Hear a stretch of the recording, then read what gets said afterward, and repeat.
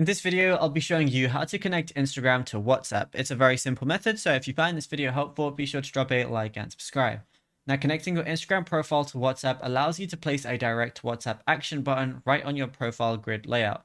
This lets followers, clients, or viewers messages message your chat with a single tap, bypassing standard Instagram DMs.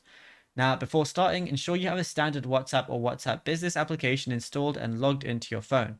Then what I want to go ahead and do is open up the Instagram application, then go to the bottom right where it has my profile icon. Then I'm going to see edit profile as one of the options. Scroll down the edit configuration tree and then tap on profile display options or contact options.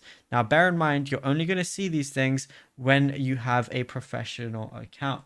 And if you don't have a professional account, that's probably why you're not seeing it. So what you got to go ahead and do is go to the top right where it has the three lines, and you're going to see a lot of options here. But all you want to do is go ahead and scroll down, and you're going to see a lot of things, but you're going to see account type and tools as one of the options. And from here, you're going to be able to switch to a personal account, and then you're going to be able to link your WhatsApp if you ever want to.